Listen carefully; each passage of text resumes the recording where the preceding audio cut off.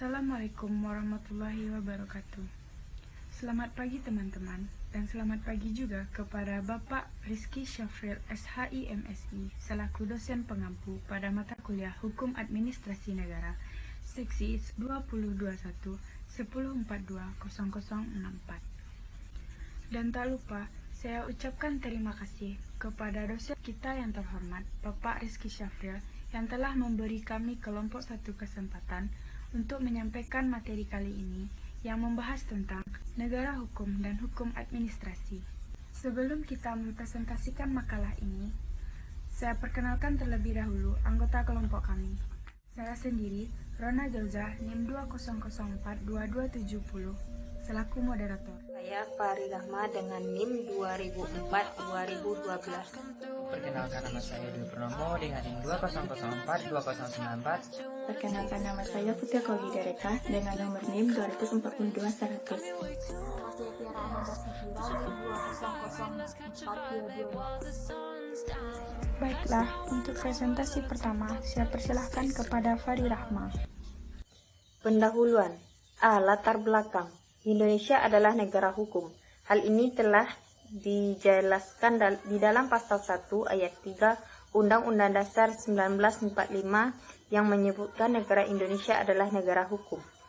Hal ini mendasarkan pada penjelasan UUD 1945 bahwa negara Indonesia berdasar atas hukum dan tidak berdasar atas kekuasaan semata. Negara tidak boleh melaksanakan aktivitasnya atas dasar kekuasaan belaka, tetapi harus berdasar pada hukum. Di Indonesia, pengaturan kepada rakyat yang dilakukan oleh pemerintah mendasarkan pada hukum administrasi negara. Negara Indonesia adalah negara hukum yang bertujuan mewujudkan tata kehidupan negara dan bangsa yang sejahtera, aman, tentram, serta tertib. Dalam usaha mewujudkan tujuan tersebut sesuai dengan sistem pemerintah negara yang dianut dalam UUD 1945 melalui aparaturnya. Pemerintah harus berperan aktif dan positif dalam mencapai tujuan dari negara dan menjalankan negara. Dilaksanakan oleh pemerintah. Mengenai pemerintah terdapat dua pengertian, yaitu pemerintah dalam arti luas dan pemerintah dalam arti sempit. Meskipun administrasi negara memiliki kebebasan, namun administrasi negara tidak boleh bertentangan dengan hukum. Hukum yang mengatur hubungan antara pemerintah dengan warga negara adalah hukum administrasi negara atau hukum perdata, tergantung kepada kependudukan pemerintahan dalam melakukan tindakan hukum. B. Rumusan masalah. Yang pertama, apa saja pemerintahan hukum administrasi negara? Apa teori dan konsep dari negara hukum? Apa pengertian dan konsep dari hukum administrasi negara? Apa saja produk-produk hukum administrasi negara heteronom dan otonom? Seperti apa ruang lingkup hukum administrasi negara? C. Tujuan. Untuk mengetahui pengetahuan dari hukum administrasi negara. Untuk memahami teori dan konsep dari negara hukum, untuk memahami pengertian dan konsep dari negara hukum administrasi negara, untuk mengetahui produk-produk hukum administrasi negara, untuk memahami ruang lingkup dari hukum administrasi negara. Pembahasan. A. Pemerintah hukum administrasi negara. Beberapa peristilahan hukum administrasi negara yaitu hukum tata pemerintahan, hukum tata usaha negara, hukum administrasi negara, peradilan tata usaha negara, dan peradilan administrasi negara, pasal 144 Undang-Undang Nomor 5 Tahun 1986, administrasi reg dan bestur atau bestur kode, administrasi law, dan verweitung reg. D. Teori dan prinsip negara hukum. Negara hukum atau dalam bahasa Belanda yaitu Rechtsstaat. Negara bertujuan untuk menyelenggarakan ketentuan hukum, yakni tata tertib yang umumnya berdasarkan hukum yang terdapat pada rakyat. Negara hukum menjaga ketertiban hukum supaya jangan terganggu dan agar semuanya berjalan menurut hukum. Negara kekuasaan atau dalam bahasa Belanda Machtsstaat. Negara yang bertujuan untuk memelihara dan mempertahankan kekuasaan semata-mata Gumplowicz antara lain mengajarkan bahwa negara itu tidak lain adalah Monitor Yup and Majotartat, organisasi dari kekuasaan golongan kecil atas golongan besar. Menurut pendapatnya, hukum berdasarkan ketaatan golongan yang lemah kepada golongan yang kuat. Prinsip-prinsip yang dianggap ciri penting negara hukum menurut The International Commission of Jurists itu adalah: yang pertama, negara harus tunduk pada hukum. 2. Pemerintah mengamati hak-hak individu. Dan 3. Peradilan yang bebas dan tidak memihak. Selanjutnya, Jim Lee berpendapat bahwa adanya 12 prinsip pokok negara hukum yang berlaku sekarang. Ke-12 prinsip pokok tersebut adalah supremasi hukum, yaitu adanya pengakuan normatif dan empirik akan prinsip supremasi hukum. Persamaan dalam hukum, yaitu persamaan kedudukan setiap orang dalam hukum dan pemerintahan yang diakui secara normatif dan dilaksanakan secara empirik. Asas legalitas, yaitu segala tindakan pemerintah harus didasarkan atas peraturan perundang-undangan yang sah dan tertulis. Pembatasan kekuasaan, yaitu setiap kekuasaan pasti memiliki kecenderungan untuk berkembang menjadi sewenang-wenang. Kekuasaan itu selalu harus dibatasi dengan cara memisahkan kekuasaan ke dalam cabang-cabang yang bersifat check and balance. Untuk presentasi yang kedua, saya persilahkan kepada Dwi Purnomo. Baiklah, materi selanjutnya yaitu prinsip negara hukum yang dikemukakan oleh Jim Lee. Terdapat beberapa macam, yang diantaranya organ-organ eksekutif independen, yaitu dalam rangka membatasi kekuasaan eksekutif, maka lembaga dan organ-organ yang sebelumnya berada dalam kekuasaan eksekutif sekarang berkembang menjadi independen. Selanjutnya, peradilan bebas dan tidak memihak, yaitu berkaitan dengan adanya peradilan yang bebas dan tidak memihak yang harus mutlak, yang harus ada dalam setiap negara hukum. Selanjutnya, peradilan tata usaha negara, yaitu sebagai pilar utama negara hukum, karena keberadaannya harus menjamin agar warga negara tidak dizolimi oleh keputusan-keputusan pejabat administrasi negara. Prinsip selanjutnya yaitu peradilan tata negara, yaitu gagasan pembentukan mahkamah konstitusi dalam sistem ketatanegaraan sangat penting dalam upaya memperkuat sistem check and balance. Prinsip selanjutnya yaitu perlindungan hak asasi manusia, yaitu merupakan jaminan hukum bagi tuntutan penegakannya melalui proses yang adil.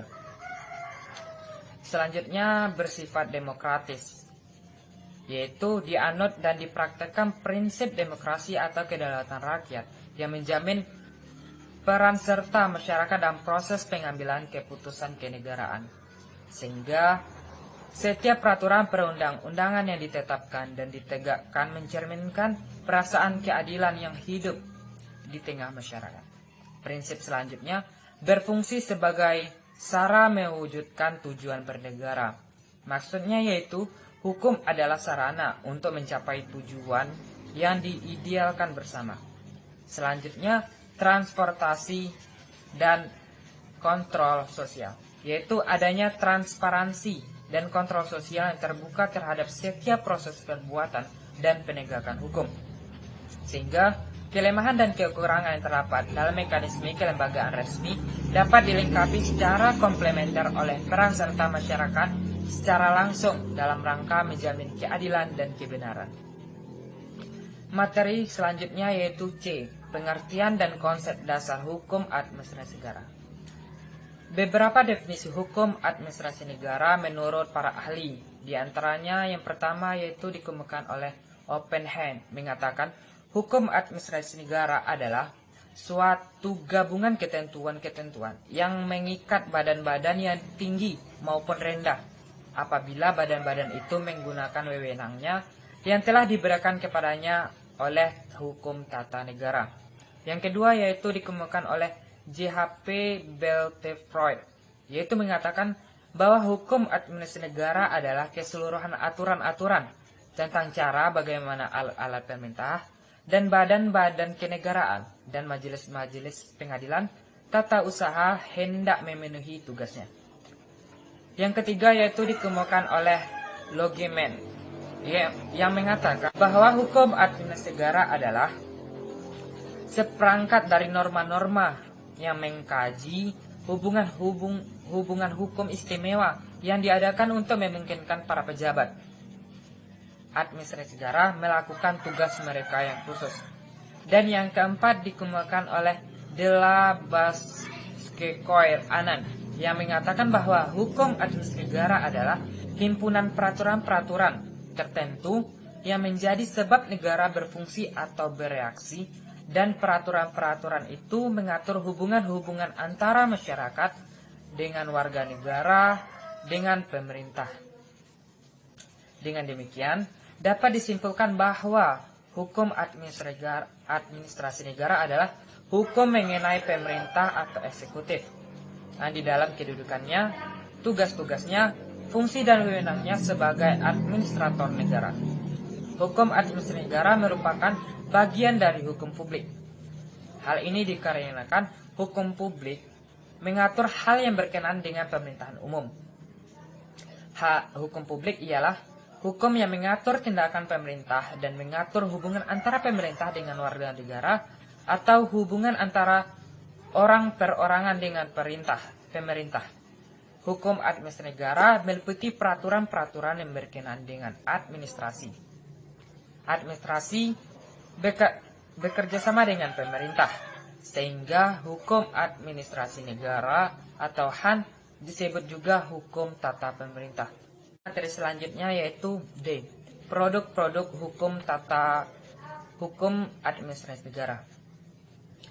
Hukum administrasi negara heteronom bersumber pada Undang-Undang Dasar, TAP MPR, dan Undang-Undang Hukum Tata Pemerintah heteronom adalah semua aturan hukum yang mengatur tentang organisasi pemerintah negara. Hukum tata pemerintahan yang merupakan bagian dari hukum tata negara. Hukum tata negara heteronom dalam kajiannya berada pada konteks tugas-tugas pemerintah yang berkaitan dengan akibat-akibat hukum yang ditimbulkannya. Termasuk di dalamnya aspek hukum dalam kehidupan organisasi pemerintahan seperti organisasi pemerintah negara dalam hal hubungan hukum lembaga-lembaga negara dan berbagai kompetensi hukum kelembagaan organisasi pemerintah negara. Organisasi pemerintahan daerah dalam kaitan hukum otonomi daerah dan akibat-akibat hukum dalam organisasi pemerintah desa dan kelurahan. Juga menyangkut aspek hukum dalam menyelesaikan pertentangan kepentingan pemerintah negara, warga yang diayomi atau penyelesaian suatu sengketa akibat dari suatu perbuatan pemerintah. Presentasi selanjutnya saya persilahkan kepada Futihat Kolbi. Hukum administrasi negara heteronom ini mencakup aturan tentang yang pertama dasar-dasar dan prinsip umum administrasi negara, yang kedua organisasi administrasi negara, termasuk juga pengertian dekonsentrasi dan desentralisasi, yang ketiga berbagai aktivitas dari administrasi negara, yang keempat seluruh sarana administrasi negara, dan kelima badan peradilan administrasi. Hukum administrasi negara otonom bersumber pada keputusan pemerintah yang bersifat sebagai undang-undang dalam arti yang luas, jurisprudensi, dan teori. Hukum tata pemerintahan otonom adalah aturan-aturan hukum yang dibuat oleh aparat pemerintah yang sifatnya istimewa, baik aturan yang sifatnya sepihak maupun aturan yang bersifat dua pihak, atau hukum yang dibuat oleh aparatur pemerintah atau oleh para administrasi negara. Hukum tata pemerintahan yang otonom adalah hukum yang dibuat atau diciptakan oleh aparatur pemerintah dalam rangka pelaksanaan tugas seperti peraturan presiden, peraturan menteri, peraturan gubernur, peraturan bupati, wali kota, camat, dan oleh kepala desa atau lurah. Sumber hukum ini harus melengkapi hukum heteronom yang telah dibuat oleh pihak wewenang. Jika kurang atau bahkan sama, sumber hukum ini tidak dapat diberlakukan karena dapat menimbulkan tumpang tindih. Sumber hukum otonom biasanya dibedakan atas 3 jenis, yaitu yang pertama perjanjian kerja. Perjanjian kerja adalah perjanjian di dalamnya termuat syarat kerja, yaitu mencakup hak dan kewajiban pihak buruh maupun pengusaha. Perjanjian ini bisa dalam bentuk lisan atau tertulis. Supaya dianggap sah, perjanjian kerja harus memenuhi syarat material, yaitu kesepakatan dua pihak, kemajuan melakukan perbuatan hukum, adanya pekerjaan yang dijanjikan, dan pekerjaan tersebut tidak bertentangan dengan peraturan perundang-undangan yang berlaku. Yang kedua, peraturan perusahaan. Peraturan perusahaan yaitu sumber hukum perburuhan